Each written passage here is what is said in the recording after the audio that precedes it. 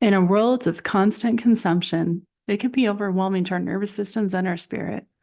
Let's navigate the world together with topics to help inspire you, help you grow, help you find the magic that is you, and help you move into an active role of your soul's experience. Taking you from passenger to the driver's seat, this is conscious consumption.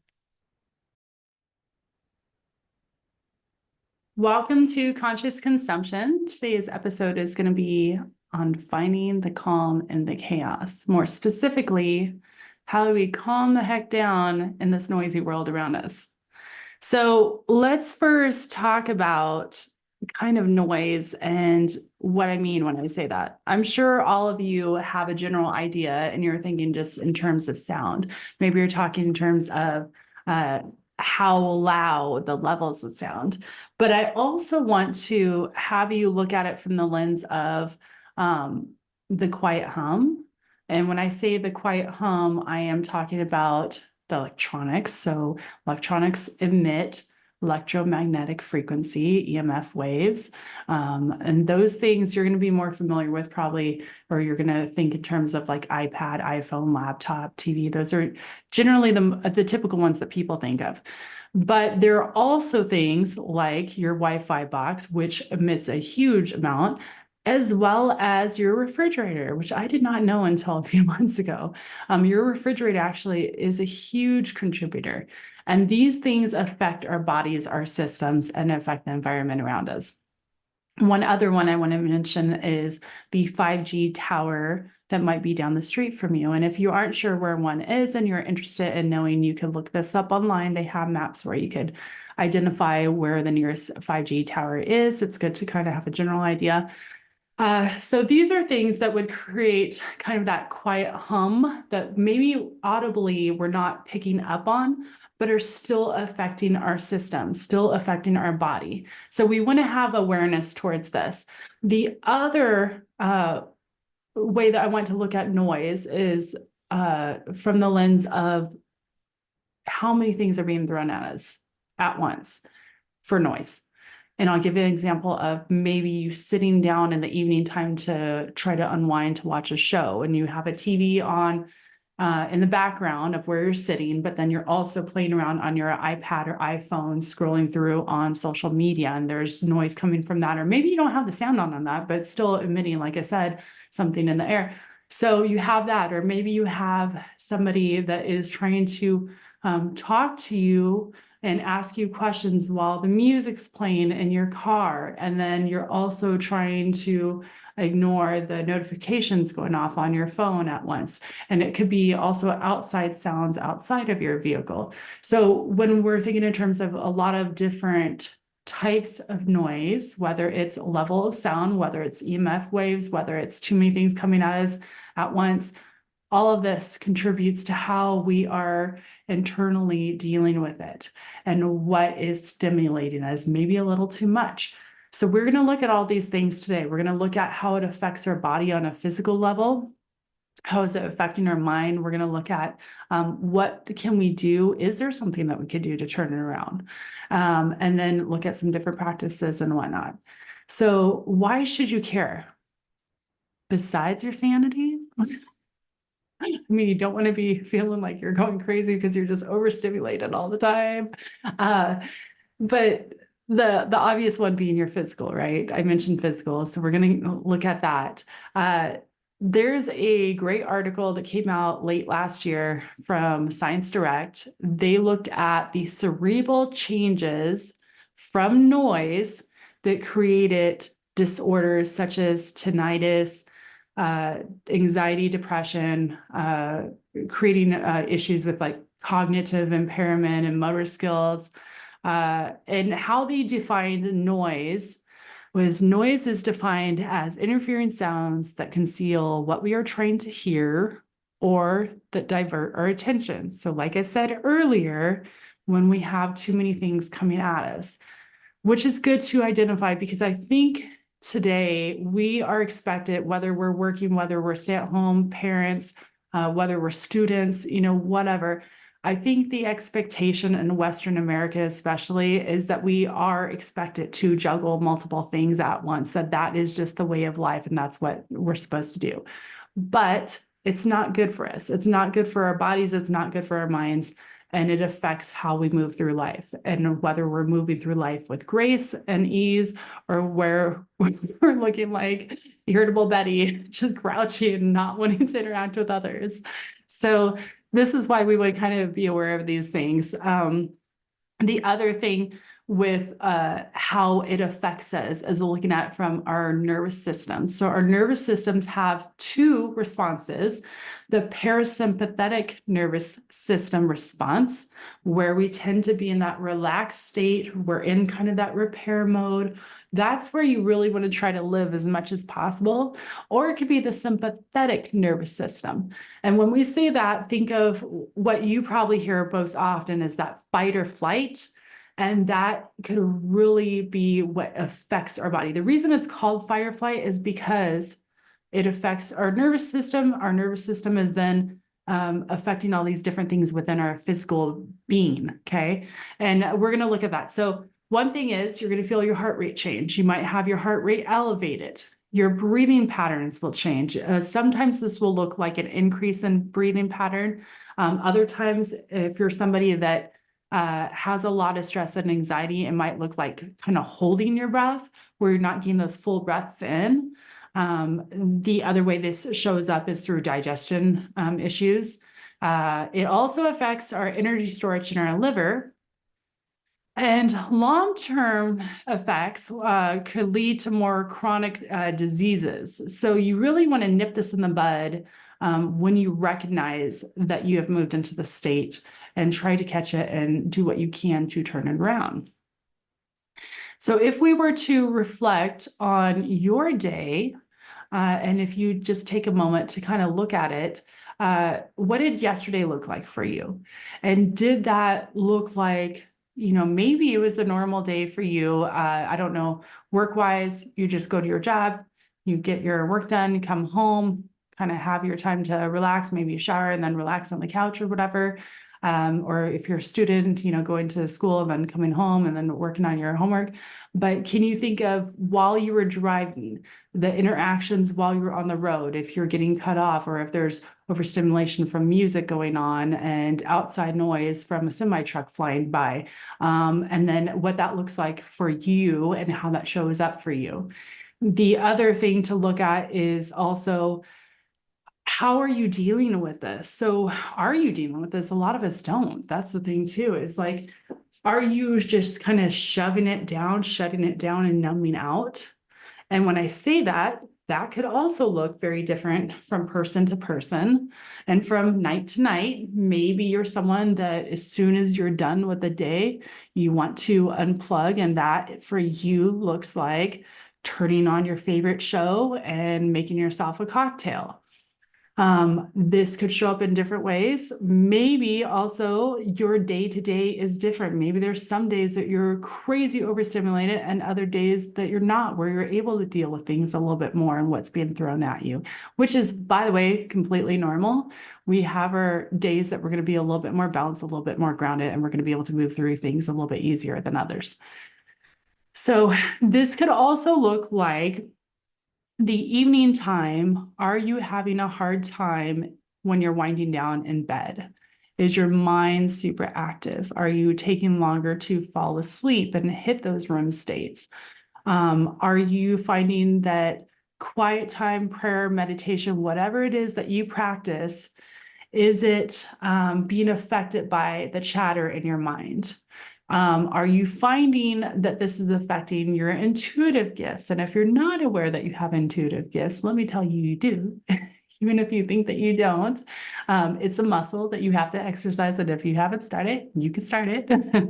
So anyways, these are all things that will affect our environment, affect us, and affect how we are interacting with things. So one thing that we could look at is setting good boundaries. That's an obvious one, right? But I want to mention it because so many of us have a difficult time with it. I could use myself as an example with today in particular. I did something today that before would have been very difficult for me to do. I let somebody know for something that I had already said I would go to, a lunch engagement. And I said, you know what? I said, I'm sorry, but I may not be able to make that lunch engagement. I know I did say that I would go. However, my plans have shifted a little. I had things come up that were unforeseen, responsibilities and such, and I'm not sure if I could make it. And I did that because if I were to just leave it in place and I still was trying to balance these things, I'm adding more and more to my plate. That's going to create more of an overwhelmed feeling for me, to where then when I'm interacting with the environment around me and the people around me and the animals and everything around me, I might not be as pleasant because I'm going to feel that overwhelmed feeling. So I did set a clear boundary, let them know that I might not be able to make it. And I share this because this is something that used to be very difficult for me. I used to always want to say yes. I didn't like saying no because I was worried that I would upset the person. So this was a big step for me. And I want to share this openly because I think there are still a lot of people out there that have a difficult time with, I don't want to say difficult, actually, let me back that up, that maybe they need to strengthen setting boundaries and stand in their power to set those boundaries. So that is just something I want to share there. So now, if we look at it from a state of, okay, this is coming at us, what do I do? What is my action plan here? How can I rest and restore? How can I retreat and restore? How can I restore my peace, reclaim my center, and stay calm in the middle of this chaos? That could look very different for everybody. But for today, we are going to look at some different practices that you could do, and you find the one that fits best for you. And it might change from day to day. You might find that one day that there's a practice that calls to you a little bit more and seems to fit better in that particular situation, moment, whatever, to help support your system. So we're going to explore this through the 5 senses. The first one that we're going to discuss is our hearing. And when I say hearing, although I'm saying hearing, I'm just talking about how it's receiving and coming through, and then how it's going to affect our body.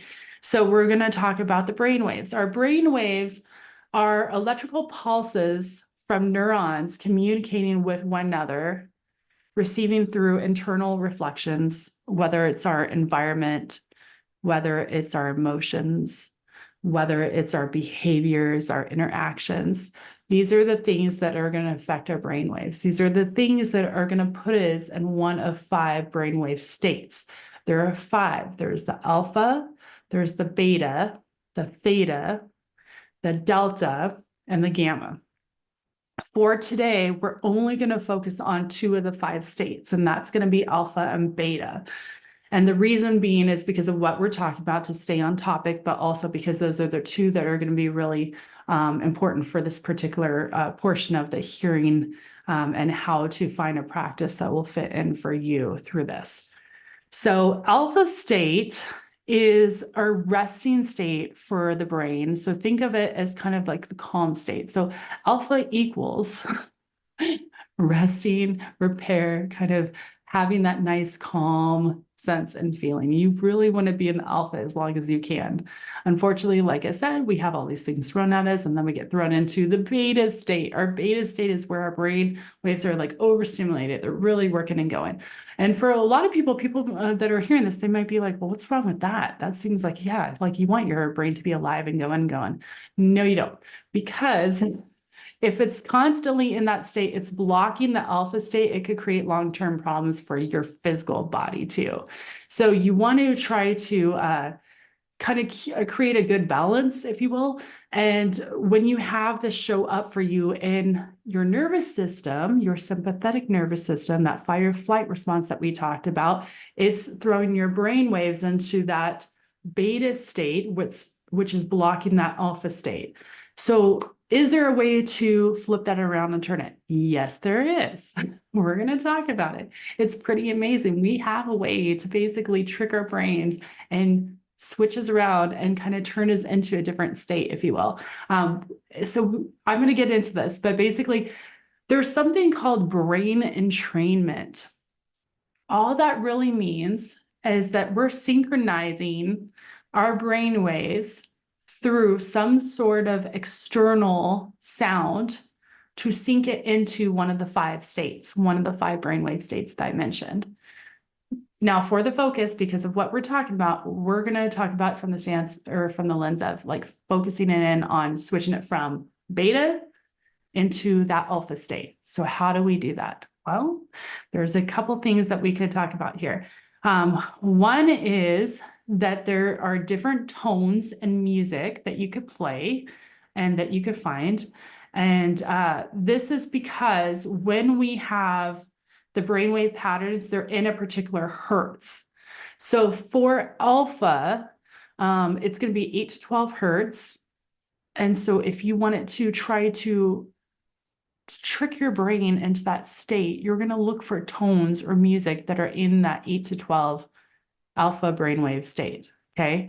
And you could do this by going to, there's tons of platforms out there, but one that I always like to kind of mention and recommend just because I love it and it's great. It's a free one is Insight Timer. When I say it's free, they do offer a subscription as well, but you don't need to sign up. A subscription would be like if you're somebody that likes to do a lot of like online courses, they have like little online courses for like meditations and different things. But they also have where you could rewind and fast forward. So that could be helpful if you're a practitioner.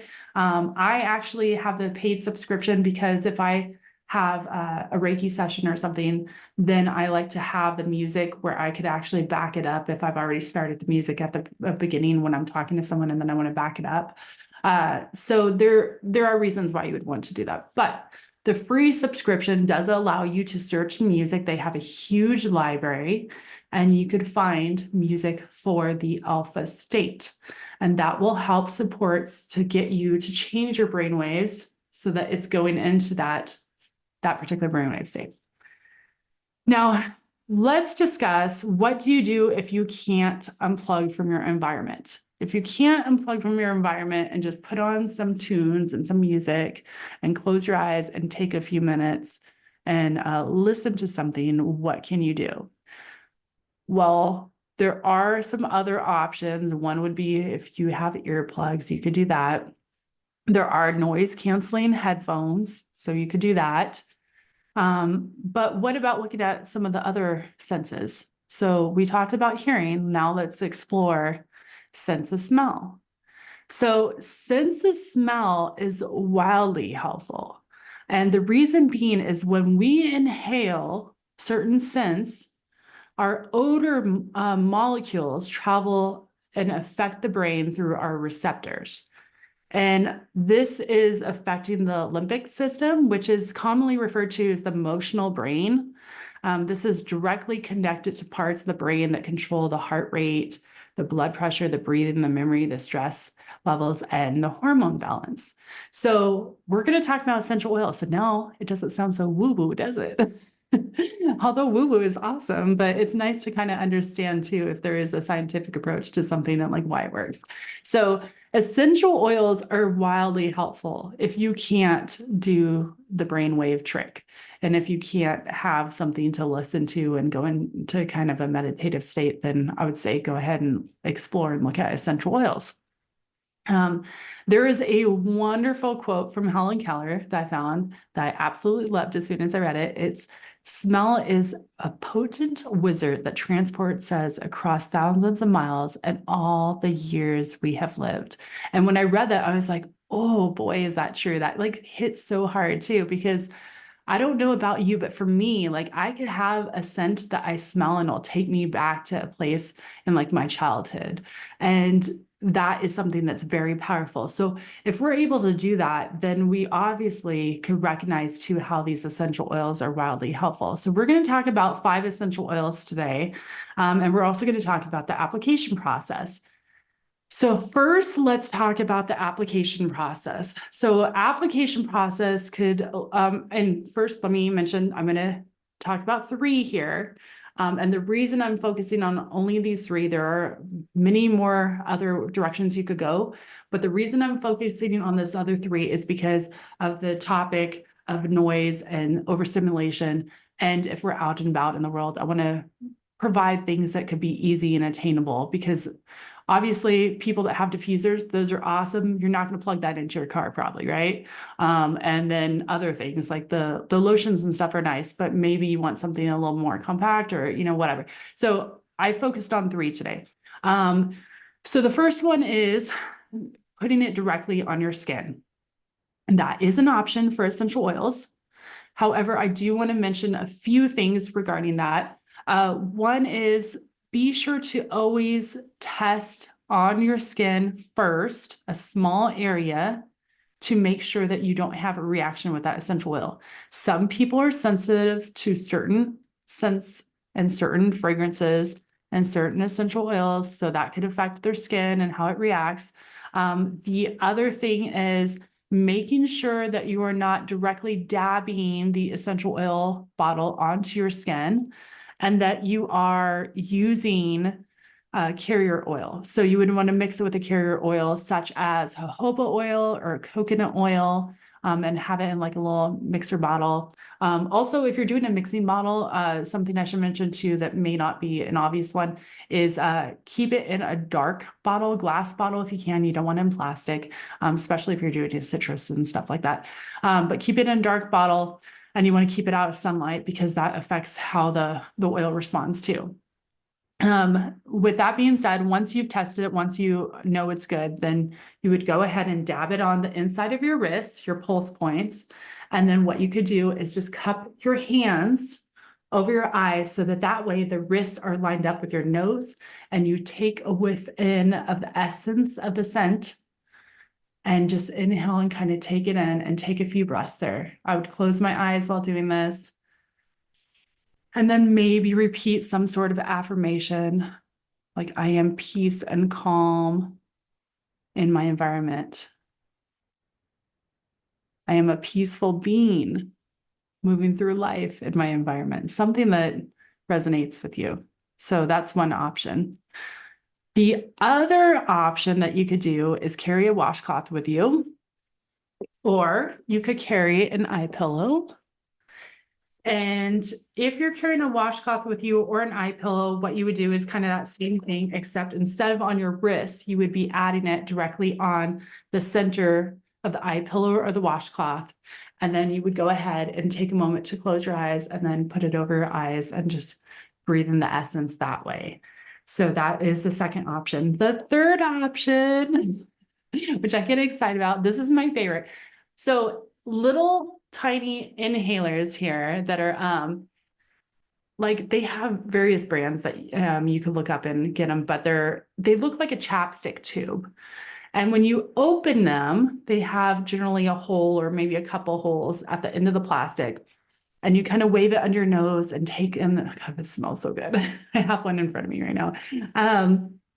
But anyways, you take in the essence, and that is really nice because it's compact. And so you could throw it in your purse, you could throw it in your bag, you could put it in your pocket of your pants, and it's nice and compact so you could have it on the go. So that's why I really like that one. So, whoops. So now let's go ahead and discuss the essential oils themselves. There are quite a few essential oils out there that you could look to have some sort of support and relief when it comes to stress. I'm focusing on 5 today.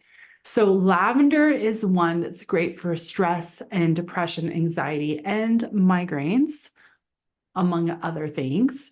And lavender is one that's going to be super easy for you to find at the stores.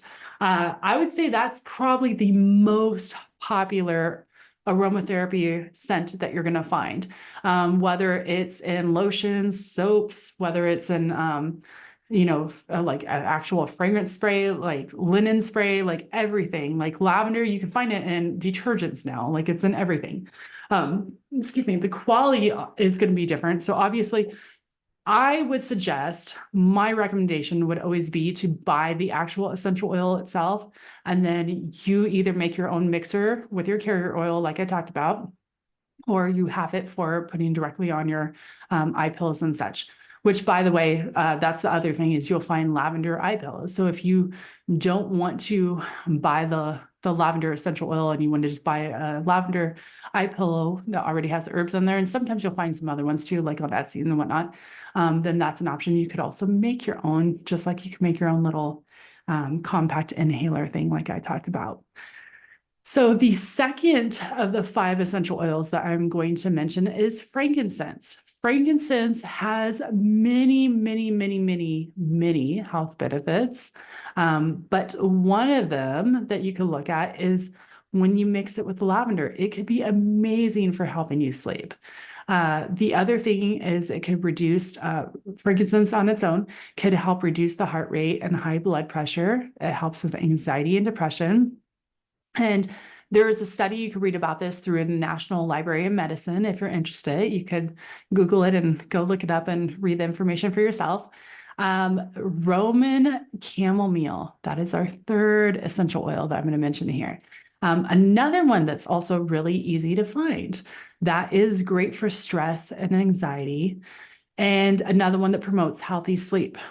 Now, the reason I wanted to highlight this particular essential oil is because I would say, and even from, researching as well, this particular essential oil is one of the more gentler essential oils. So you will find information out there where people have used it on their infants, used it on the children and such. Again, caveat, make sure you always do a test. You don't want to create any skin problems or anything like that, but it tends to be a more gentle essential oil, which is really nice. So people that have sensitivities usually can use chamomile. The fourth one that I want to mention smells beautiful, and that's a lang lang. Lang lang helps regulate the heartbeat. It's also a very uplifting. It will uplift your mood for sure if you smell that one. It's beautiful. But it's a great one for uplifting the mood and lowering anxiety. I would say it's a little bit more of a floral scent. So if you are somebody that doesn't tend to gravitate towards the floral scents and want to kind of stay clear of that, you might not like lang lang. But I think it's a beautiful fragrance. Definitely one to check out if you've never smelled it. And then this last one that I'm going to mention is also a popular choice with a lot of people. And that's because it's another one that uplifts your mood. And that is bergamot. Bergamot has great benefits as far as helping with stress, anxiety, and improving mood. And part of the reason it improves the mood is because it has that wonderful citrus smell. It's amazing. I love it. But I'm going to give a little caveat here on this one. I know there's information out there where people put this directly on their skin. I would not. And here's why. With citrus in particular, for essential oils, even if you have the carrier oil, they have something where the UV light, it like affects and reacts with the skin when it's on. So it's called phototoxicity. Basically, if you have this on your skin, you are taking a chance on having like blisters and burns on your skin and redness and such from it reacting with the UV of the sun. So I would not take a chance on putting this on my skin or my children's or anybody else's just because of this particular reason, because you are taking a chance. I do know people that do add this on their skin directly as with their carrier oil or whatever, or maybe they add a second essential oil in there. I still wouldn't. I just figure why chance it? The other thing I also want to mention that I kind of mentioned earlier when I was mentioning the dark glass bottles, but always keep all your essential oils out of the light and in a cool, dark, dry place as best as you can. What that means is if you are taking the essential oil directly with you when you are on the go, which I wouldn't recommend, I would say leave in a carrier with a carrier oil or some other thing. You want to make sure to keep it in your bag or purse and don't leave it in the car. Don't leave it in the heat. So those are the 5 essential oils. I did also want to share just 2 books in particular regarding aromatherapies. So aromatherapy essential oils, I have 2 books that I think are wonderful as far as what they offer about the essential oil, the how you could use it topically if you could ingest it. There are some that are considered safe to ingest. And then different ways of working with the essential oil, how it could help. Example, can you add it as a, a cream or lotion, a dressing, an eye wash, a foot bath? Can you gargle with it? Can you inhale it? Can you use it in the bath, mouthwash? Can you use it as like a shampoo or scalp treatment? So this particular book is wonderful for kind of adding all the details of how to work with it, but then also the health benefits of the essential oil itself. And then it also tells a little bit about the history, which is really cool too. So this book is called Aromatherapy, the Complete Illustrated Guide to Aromatherapy, a Practical Approach to the Use of Essential Oils for Health and Well-Being. And it's by Julia Lawless. And then my second book that I want to share today is called Essential Oils, Natural Healing for Body and Soul. And I don't think I ever looked at like who actually wrote this book. But yeah, I don't see it. But anyways, this book I also really like because of how it will show you the fragrance itself, the essential oil itself, and how you could actually use that profile. So can you use it with other ones? Because that's the other thing. You don't want to just blend oils without really knowing if they blend well together or not. So it will kind of tell you how they work together, like how I mentioned the frankincense and the lavender oil earlier. And then how that will affect you as far as the different therapeutic properties and whatnot. So this book is another great one to have on hand, just as like a quick reference.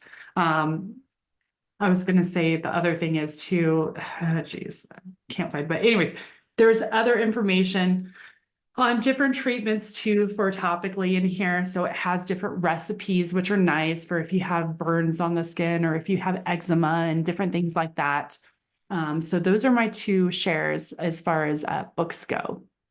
So we've talked about the sense of smell. We talked about our hearing and practices that we can put in play for that. So now let's move down to our oral senses.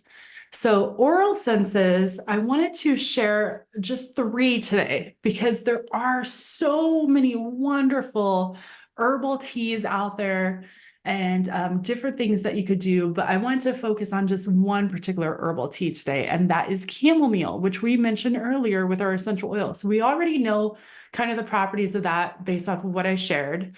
But I did want to just say, as an herbal tea, the reason I have it on the list is because it's like lavender. It's so easy to find. You can find it at just about any grocery store, which makes it my pick because it's all around easy, accessible, wonderful herbal tea find for relieving stress, really helping, reduce the anxiety, and helping you move through a little bit more gracefully. I will say though, it will definitely make you sleepy. So this is not a tea that I would have in the morning just before I have to go on my drive to work. So chamomile is a wonderful one. The other thing for our oral senses to help with our spirits and help with our stress levels would be dark chocolate. So for dark chocolate, staying at about 20 to 100 grams, staying in between that range, and looking for cocoa that's 75% or greater. And so one other thing I want to mention about this too, because I've talked to people before that they're like, oh yeah, I love dark chocolate. And then they'll mention like some crazy brand like Dove or something. Try to find high quality chocolate, good brands. There's a lot of like fillers and things that they put in the chocolate now and wax and just stuff that you don't want to consume. So do a little bit of research on your own if you are going to go down the dark chocolate path. I fortunately am very spoiled when it comes to chocolate, high quality chocolate. I have a family member that is a pastry chef and literally ships in chocolate from all around the world. And so I get a little spoiled because I get to sample the different chocolates. In fact, for Mother's Day, I tried, I think, like 10 different kinds of chocolate. It was almost like a wine tasting, but for chocolate. So it was perfect for me. I loved it. So just a little share there. But part of the reason that chocolate is so wonderful with reducing stress is because it helps increase the serotonin and endorphin levels in the brain. And you could look this up, research it, and look at the studies that have been done on this. But again, can't go for Hershey's or Dove. You can try to find like a good high quality chocolate. So looking for that 75% or greater and a higher quality, okay? This last one that I want to mention is kava. Kava comes from the pepper family, a plant that's native to the Pacific Islands. And the reason I really like kava is because it's super easy to use and it's nice to have for the evening time or right before a meeting or right before like going into something that's a little bit more high stress.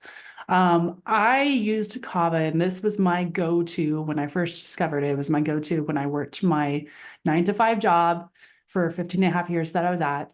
I was in a very high-paced corporate world, but working remotely from home where I would have meeting after meeting, text messages going off nonstop, my Teams thing just dinging nonstop from the chat box, and then all while taking care of my little one in the background who, was at home with me. So I had to manage and juggle a lot. And during that time, the kava was one that like really helped, ease me into the meetings. So it's nice because it's a little bottle liquid. You have the little eyedropper and you just drop it directly into your drink. So whether it's your water, whether it's your tea, whatever. I have found for me personally that having it with something warm or hot, like a hot tea, seems to somehow enhance the experience anymore. Enhance the experience. What do I mean by that? Well, it feels like that post-massage feeling. You feel a little bit of that loosey-goosey feeling. This is probably why kava makes it like wildly popular now, as far as like seeing bars pop up everywhere. And when I say bars, I mean like non-alcoholic kava bars are a thing now. So like I know they're all throughout California. I know we have some in Arizona, but they're kind of like all throughout the state. So if you're interested in trying it out and going to one, you could definitely look one up online and see if there's one in your area. But yeah, kava is wonderful. It'll also, something that I want to mention too, if you're trying it for the first time, you've never had it before, it has a very particular flavor to it. I actually like it. I don't think it tastes bad, but I know some people that absolutely find it like horrific. They're like, this is horrible. So I like it. It does make your tongue feel a little tingly. I have shared it with people when I've done my sound baths before and done my sacred sound tent events. And I've had tea and herbal teas with kava before that I've offered, and it's been a hit and it's been really nice just to have, because sometimes people show up and they're a little, tense just from the get-go coming in because they're coming in from their stressful day or whatever. And so kind of helps ease into the process of, okay, we're going to go ahead and relax now. So yeah, so kava is a great one. The last thing that I want to mention, I said I was going to only mention 3 today, which I am, but I want to kind of back it up again to that Science Direct article, because that Science Direct article, one of the things that they had talked about that I didn't mention is they did talk about how antioxidants can also help us with noise levels and how it has protective mechanisms that help us with that exposure. So if you do check out that Science Direct article, it's very interesting, and let me know what you think. So we're going to move on to sense of touch. And so for sense of touch, I wanted to share some things as far as crystals go. And I know some people are like, oh boy, here comes the woo-woo. Well, yes, here comes the woo. I love crystals. Crystals are amazing. And I really think people that haven't had the experience with crystals, that it could be a little off-putting at times. But if you allow yourself the chance to explore something new, without judgment, just try to have an open mind. I think you might be pleasantly surprised. They come from the earth, they're amazing, and you really can feel the benefits of these crystals. So the first one that I want to talk about is amethyst. Amethyst is wonderful for relaxation. It's wonderful repelling lower dense energies. This is why it's such a great one for protection. A lot of people that are like practitioners or psychics might carry it on them.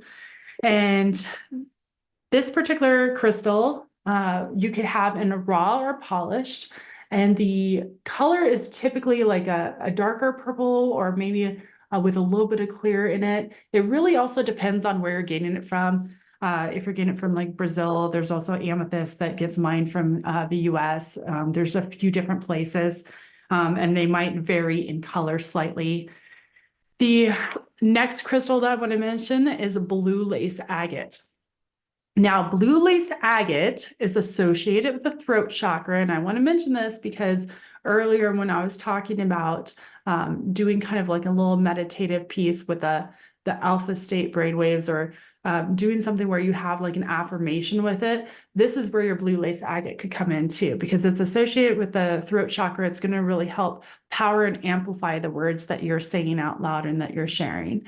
So this stone or crystal is going to have either a light blue or medium blue. It might have a little bit more of a creamy look to it. So I have one here that I brought. And then this is also great for calming. It's wildly calming, actually. If you pick it up and feel it, you can feel the effects for sure. But this, I think, is why it makes it so popular, for being like all around great stone for calming, and is really known with helping children with neurodevelopment disorders like ADHD. So the next one I want to share is smoky quartz. And smoky quartz, you'll see in different forms. Also, let me back up before I go into the smoky quartz. When I'm talking about carrying crystals on you, I mentioned raw or polished. Polished will be the nicest way to carry them on you when we talk about how do you carry them on you. Just because having a raw piece, you really risk having it shipped and whatnot as you're moving around throughout the day. So just going to leave it at that. Okay, so smoky quartz.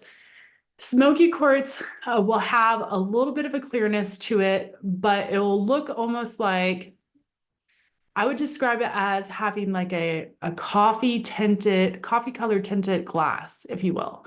And it'll kind of vary depending on the, the crystal, where it's mined, where, how it's polished, all that good stuff.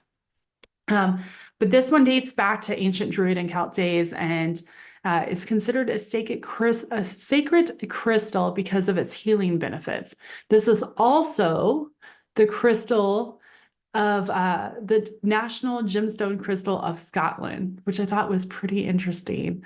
And it's great for grounding, transmuting negative energies, and countering electronic stress. I also have one other one that's kind of similar, maybe not in looks, but as far as helping with the electronic stress and also with protecting the energetic field and grounding, and that is black tourmaline. And if you haven't heard of black tourmaline, I love black tourmaline. I have like pieces of black tourmaline in every room just about, because I literally put them next to my electronics. I put them next to my TV along with my shungite, but that's for a whole nother show. But anyways, I brought a piece here of black tourmaline. The black tourmaline you'll usually see will be like a dark black color. You might see some lines going through it of lighter colors, just depending on like how it is, how it's sourced, and then how, if it's, polished up a little bit or not. So those are wonderful. I also want to share, since we're talking crystals, 3 books that are absolutely wonderful for if you have the crystal bug and you're interested. I would check these books out. So this one is Love is in the Earth, A Kaleidoscope of Crystals. And this is written by Melody. This was first published in 1995. So it is a little bit older book, and you can see it's like a very chunky book. And for those listening that aren't watching, I would say it's like, just to give you an idea, okay, 702 pages. 702 pages. So it's quite meaty, which is amazing. But what I like about it is you can look up the crystal. It tells you about the crystal metaphysical healing properties, whatever. And then it'll tell you what signs, astrological signs it's associated with, what vibrational number it's associated with. So lots of wonderful information in here. The next book that I wanted to share is Crystals by Jenny Harding. And this is another one that I really like. This is probably, well, actually, no, the other one's my more recent one within the last year. But anyways, so this one's nice. You look up the stone and it actually has a picture. The other book doesn't. I really love the other book for other reasons, but this one's nice because if you're going to a crystal shop or if you're going to a crystal show or whatever, it's nice to kind of have a reference guide, just kind of check out, you know, the pictures and everything and reference it back and see, you know, what are the benefits? What throat chakra is it associated with? What is the hardeningness? What is, you know, the emotional use of it and these various things. So this is another wonderful one. Also, I like that it's color coded here. So if you are at like a crystal show and you have the crystal zazing where you're feeling a little like airy fairy and having a hard time focus, it's kind of nice because you can literally go to the color and just locate it that way and go, oh, you know, there's black onyx. So the third book to share is by Athena. I don't know her last name if I'm spelling or saying this correctly, but Athena Parakis. And she's PhD and it's Crystalpedia. This was the most recent book that I picked up. This is literally one of my favorites. This book is amazing. I love that it includes information on the chakras. It includes information on what it partners well with, because that's something that a lot of people don't think about when they're working with crystals either, is you want to also find similar vibration crystals and what crystals you could kind of pair together if you're doing crystal grids or anything like that. But then also if you're just keeping them together, if you're keeping them on your nightstand or, you know, wherever. So that's wonderful. It also will include how you could use the crystal, where to use or place on your body for healing. For the beginner, what are things that you could do with it? For the advanced practitioner, and then it'll have little fun, you know, did you know items and, you know, information about the journey of the crystal itself. Like it might say something about, you know, how many years ago it was discovered and how it was used then. So very cool book. That's this one here. And now that we've talked about all those crystals, I want to share one last thing that's not a crystal, but I have a deep love for, and that is petrified wood. And petrified wood is absolutely amazing. It is so incredibly grounding. So I have this piece here. This is not mine. I borrowed it. I am obsessed with it. I'm trying to get the person to give it to me or let me buy it from them. I don't know if they will. They have a lot of petrified wood and I'm just obsessed with this piece. But anyways, so petrified wood comes in various colors too. And you will find that the minute you touch it, you will instantly just feel that nice, calming, relaxed, grounding feeling. You could get it in various shapes, various sizes. I would say it's harder to find at most crystal shops. I don't typically see petrified wood at crystal shops, and I live in a state where we have a petrified wood forest. However, that doesn't mean that you can't get it. You could always order it online or whatever if you were interested in getting the petrified wood. This particular piece that I'm holding in my hands is almost like a knob. So it's like the size of my hand, but a little bulkier. I really like it because it's nice to kind of hold. I like to hold the end that's smooth and polished against my chest. But there are also pieces that are smaller, that are larger. You'll find bookends, you'll find, you know, huge stumps that you could sit on. And then another way that I like to kind of see them and that I have, is when they're like almost like a tray, like I don't know how to describe it other than like a platter, if you will, but it's not a platter, but it's like a thick piece, a slice. That's what I'm going for, a slice. But like a slice of wood, and it's a slice of petrified wood. And that's nice because if it's thick enough, you could have it on your chair and then sit on it, which is nice. Although I wouldn't sit on it on your chair if your chair has like a lot of bumps because you don't want to put pressure on a certain place and like somehow like snap it or break it. But if it's on like a flat surface, you could sit on it and that would be really nice too.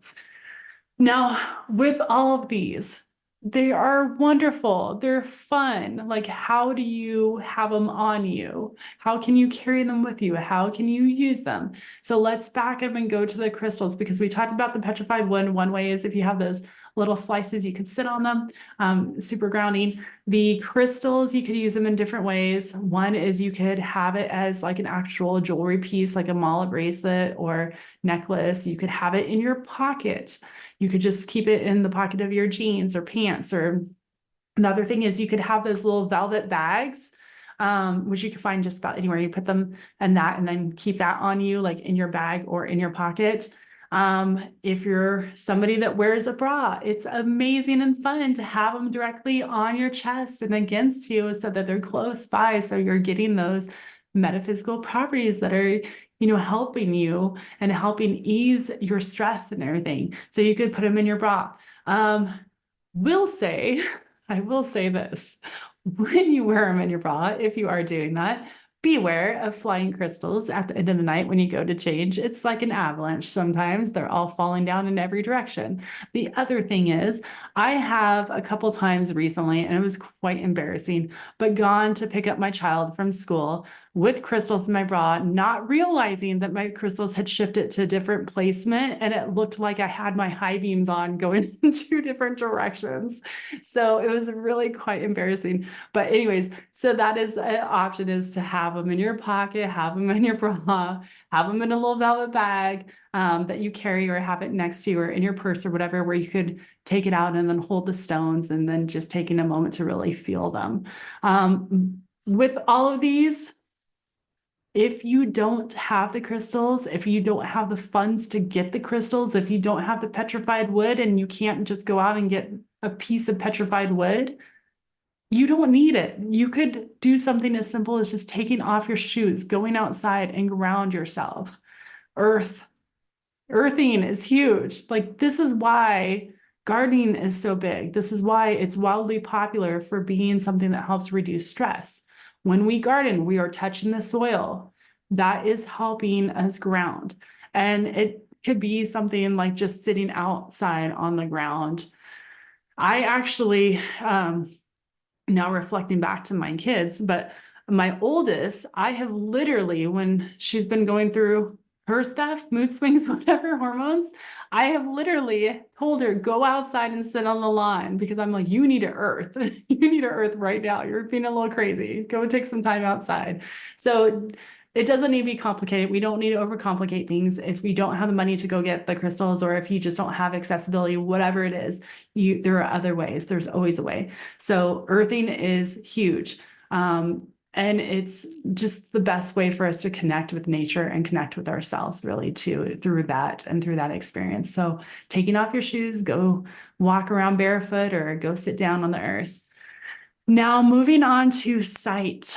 So for sight, I am going to share a little meditation that we could do together. We're going to do an aura protection bubble. And for this aura protection bubble, this will be something that I will kind of offer some visualization. If you are somebody that has a difficult time with visualization, because there are those that, there's a condition, I think it's called aphantasia, but where you can't visualize things. If this is you, you could simply affirm them by repeating the words out loud or in your mind, and do this. So this is a meditation that will be helpful to do in the mornings, or do throughout your day, or do in the afternoons, or whatever, when you're feeling yourself a little bit more stressed and you're needing to kind of take that time. So how we're going to do it is we're going to first take our feet and make sure they are planted firmly on the ground. If you want to take off your shoes, you could do this. If you are driving, maybe don't do this right now and close your eyes. Maybe skip ahead a few minutes and then come back to this later when you're not driving. But we are going to plant our feet firmly on the ground. When we're doing this, we're really pressing the feet into the earth. And as we press the feet into the earth, we want to really feel that connection, feel that support with the ground beneath us. From here, just taking a breath in and visualizing cords, long energy cords going all the way down our body, down our legs, all the way down through the soles of our feet. And as they travel down through the soles of our feet, let them go down into the earth, traveling deep, deep into the earth through the earth's center. And once these energy cords get to the earth center, I want you to visualize or affirm out loud that you have these energy cords that are kind of open like tentacles. And they're going to grab a hold of that earth center and really hold on to it and make that connection with the earth. And from here, I want you to take a breath in. And as you exhale, visualize that all that you need to let go of stress, anxiety, anything that's not serving you is being released down those energy cords all the way down to the earth center. And that earth center, that beautiful, loving earth energy, support of Gaia, is taking that energy and transmuting it. And as it's transmuting it, we're receiving loving energy back from earth, traveling back up. And I want you to feel your physical body revitalized, fresh and new and ready for the day, ready for life. We're going to do one other thing here. We're going to inhale, and as we inhale, just visualize, and this word could be source, this could be universe, this could be God, this could be whatever is helpful for you, but imagine that light coming down through you, through the crown of your head, all the way down. Imagine that gold light coming down, and as you pull that light down into you with that inhale, I want you to imagine that it's expanding through an aura bubble that you have, and this aura bubble is 3 feet in all directions. And this gold light is coming through, filling that aura bubble. And as it does, any holes that are in your aura, it's filling. It's filling, so it's creating a protective layer to that bubble so that it can't be penetrated, so that you are fully protected and you have a protective aura bubble shield.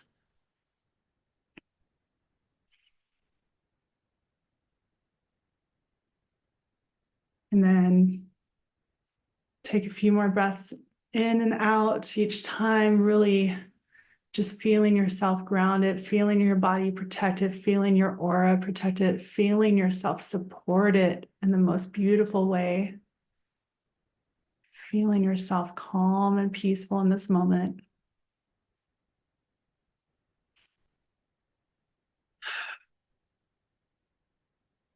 And then you could affirm, I have restored my peace. I am calm. And I stand in my power, ready to meet the day, ready to interact with the environment and the people around me.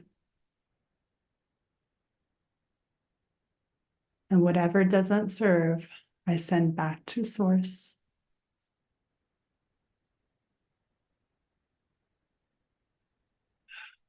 And next exhale out, you can open your eyes. So something like that simple meditation could be super helpful for supporting your system and supporting your body.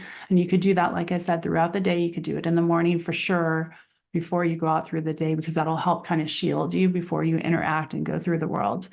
All of these are just supportive tips.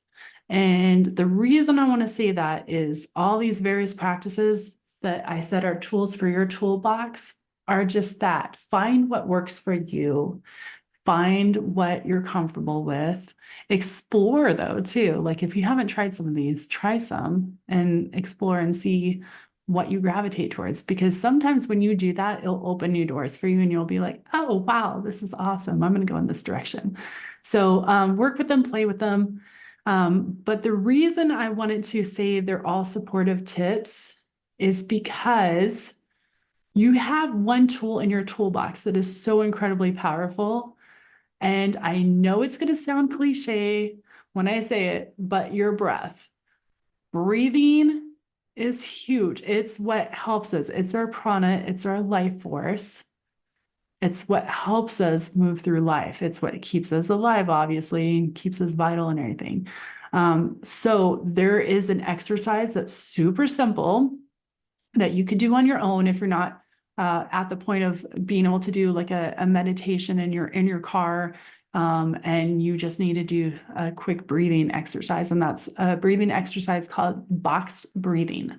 So boxed breathing is going to be where you're taking equal amount of seconds for that breath and the in between and after and all that, going in a square basically. So it will look something like this. You'll do the inhale maybe for 4 seconds, and then you're going to hold for 4 seconds. And then you're going to do the exhale for 4 seconds. And then you're going to hold again before you repeat that inhale and that whole exercise over again. And so the box breathing is really nice just because it's super easy way to get your body kind of back in check. So allow that to be something that you go to as often as you need to, because like I said, the breath is huge, just like we talked about with the sympathetic nervous system, right? Our breathing patterns change and everything else. Well, we could also redirect that by taking in the breath that we need to in a way that is helpful and supportive for our body. So again, peace isn't passive. It's setting boundaries. It's practicing things that support your system, support your body, support your mind, support your sanity. And I would love to hear from you. Thank you for joining today. If you enjoyed this episode, please consider liking, subscribing to Awakening Airways. We are on YouTube, we're on Spotify, Apple, all the major platforms, and you would be supporting myself and all the other wonderful practitioners that are on here making episodes. And it'll also allow so that you get the latest episode as it's released. You get that notification and it shows up in your inbox. So check that out. And I'd also love to hear from you on what your favorite tips are. So consider commenting below and let me know. That is it for today. So until next time, thank you. Have a wonderful day.